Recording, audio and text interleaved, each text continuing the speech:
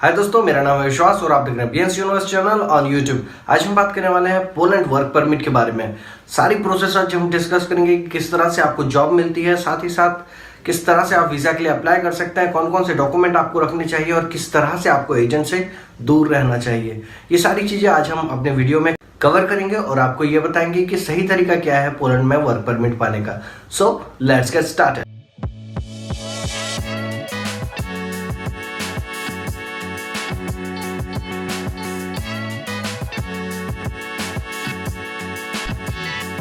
जैसे कि मैं अपने पिछले कुछ वीडियो अपने सब्सक्राइबर की डिमांड से बना रहा हूं, तो ये वीडियो भी मैं उन्हीं के डिमांड से बना रहा हूं, क्योंकि उन्होंने मुझसे पूछा था कि वर्क परमिट इन पोलैंड के बारे में एक वीडियो बनाएगा, क्योंकि बाहर काफ़ी सारे एजेंट काफ़ी सारे प्रॉमिस के साथ खड़े हैं।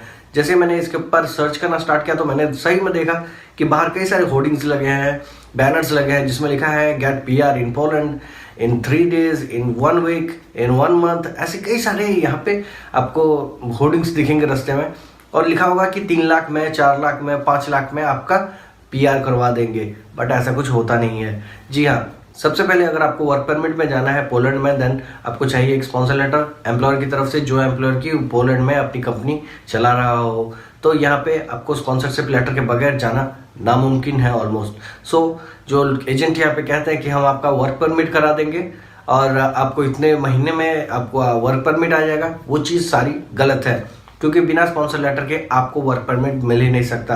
तो स्पॉन्सर लेटर एम्प्लॉयर की तरफ से, मतलब जिसे अपॉइंटमेंट लेटर भी हम कह सकते हैं, वो होना ज़रूरी है। तो इसके बगैर नहीं हो सकता आपका वर्क परमिट। एक बार आपके पास अगर स्पॉन्सर लेटर आ गया देन उसके बाद आप TR के लिए अप्लाई कर सकते हैं, मतलब टेम्परेरी रेसिडेंट के लिए आप अप्लाई कर सकते हैं। देन उसका आपको जो मिलता है यहाँ पे आपको ड्यूरेशन वो है 3 years का, 3 साल आप वहाँ पे रह सकते हैं। उसके बाद उसको आप एक्सटेंड कर सकते हैं 2 साल के लिए, और 2 साल एक्सटेंड करने के बाद आप PR के लिए अप्लाई कर सकते हैं। तो ये है लंबा प्रोसेस, और जो एजेंट बोलते हैं वो झूठ होता है। तो एजेंट के हाथों ना फंसे। आपको एजेंट का वेबसाइट सर्च करने से बेटर है कि आप जो कंपनी वहाँ पे है उनकी वेबसाइट सर्च कीजिए, देखिए कि कौन कौन सी वैकेंसी है। इवन मैं जॉब पोर्टल नीचे डिस्क्रिप्शन में दे दूंगा, आप उसको भी चेक कर सकते हैं। आप वहाँ पे जाके चेक कीजिए कौन से एम्प्लॉयर है, कहाँ पे कौन सी वैकेंसी है, उसके लिए अप्लाई कीजिए। वहाँ से स्पॉन्सर लेटर लीजिए, और स्पॉन्सर लेटर लेने के बाद आप वीज़ा के लिए अप्लाई कर सकते हैं। वीज़ा के लिए अप्लाई करना काफ़ी ज़्यादा ईजी है। अगर आपको इंग्लिश आती है तो आपको कोई भी दिक्कत नहीं होगा इसके फॉर्म भरने में, क्योंकि फॉर्म जो होता है पोलिश लैंग्वेज में होता है, रशियन लैंग्वेज में होता है और इंग्लिश लैंग्वेज में होता है। तो आपको कोई दिक्कत नहीं आनी चाहिए फॉर्म भरने में। फॉर्म कहाँ से आपको मिलेगा उसके बारे में भी डिस्क्रिप्शन में आपको लिंक मिल जाएगा, उसको आप चेक कर सकते हैं। साथ ही साथ दिल्ली में जो उनकी एम्बेसी है वहाँ पे आपको जाके फॉर्म सबमिट करना होता है और एक इंटरव्यू फेस करना होता है। जैसे ही इंटरव्यू का नाम आता है वैसे ही लोग नर्वस हो जाते हैं और सोचते हैं कि कहीं हम इंटरव्यू की वजह से रिजेक्ट तो नहीं हो जाएंगे। जी, इंटरव्यू आपको सिर्फ इसलिए पूछा जाता है कि क्यों जा रहे हैं आप, वो आपसे पूछा जाता है। जैसे कि कुछ सवाल इस तरह से होंगे कि आपको इस कंपनी से कांटेक्ट किस तरह से हुआ, कौन सा एजेंट था आपके बीच में। अगर आपने एजेंट का नाम दिया देन सोच लीजिए कि डब्बा गुल हो गया, ठीक है। साथ ही फाइनेंस के बारे में कुछ सवाल होते हैं। तो इस तरह के छोटे मोटे सवाल होते हैं, उससे डरने की जरूरत नहीं। वो सिर्फ आपसे यही पूछते हैं कि आप पोलैंड क्यों जाना चाहते हैं, किस तरह से आपको जॉब मिली, ये सारी चीजें आपसे पूछते हैं, और कुछ एक्स्ट्रा आपसे नहीं पूछते कि जिससे आपको डरने की जरूरत है। तो यहाँ पे मैं आपको और एक बार समझा देता हूँ। सबसे पहले तो आप जो है वेबसाइट डिस्क्रिप्शन में आपको मिल जाएगा, डिस्क्रिप्शन में जाके आप देख लीजिए, फॉर्म डाउनलोड कर लीजिए, फॉर्म भर लीजिए। फॉर्म भरने के बाद आप उसको सबमिट कीजिए दिल्ली एम्बेसी में, और दिल्ली एम्बेसी में फिर इंटरव्यू की डेट लीजिए। डेट लेने के बाद जाके अपना बायोमेट्रिक्स दीजिए, उसके बाद अपना इंटरव्यू फेस कीजिए। इंटरव्यू फेस करने के बाद आपका वीज़ा आ जाएगा। जनरली पोलैंड में उतना ज़्यादा रिजेक्शन रेट नहीं है, तो सक्सेस रेट काफ़ी ज़्यादा है यहाँ पे पोलैंड में।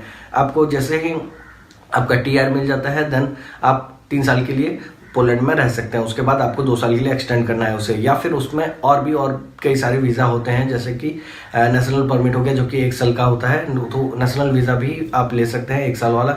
या फिर अगर आप स्टूडेंट वीज़ा पे जाना चाहते हैं और सबसे इजी प्रोसेस देन सेनेगल में जो वीज़ा है वो आपको काफ़ी आसानी से मिल जाता है। अगर आप 180 डेज से कम रहना चाहते हैं, बोल सकते हैं 1 दिन में भी मिल जाता है वो वीज़ा, तो यहाँ पे आपको वो वीज़ा काफ़ी अच्छी तरह से मिल जाता है। इसलिए मैं हमेशा कहता हूँ कि अगर जाना है देन स्टूडेंट वीज़ा पे जाइए, क्योंकि सक्सेस रेशियो काफ़ी ज़्यादा अच्छा है और प्रोसेस भी जो है वो काफ़ी ज़्यादा ईजी है।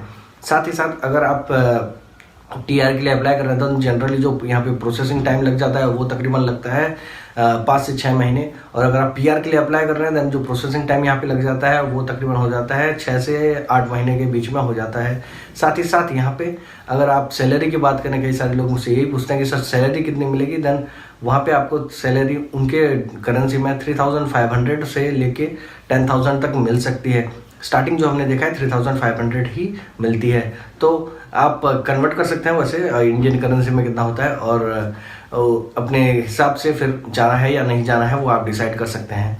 तो ये था एक वीडियो जिसमें हमने कोशिश किया कि वर्क परमिट इन पोलैंड के बारे में हम आपको बताएं। आपका कोई भी सवाल हो देन कमेंट सेक्शन में ज़रूर लिखिएगा, मैं सारे कमेंट्स का जवाब देने की पूरी कोशिश करता हूं। साथ ही साथ अगर आपको ये वीडियो अच्छा लगा है देन लाइक बटन ज़रूर क्लिक कीजिएगा और मेरे चैनल को सब्सक्राइब करना ना भूलिएगा। दिस इज विश्वास साइनिंग ऑफ, स्टे कनेक्टेड।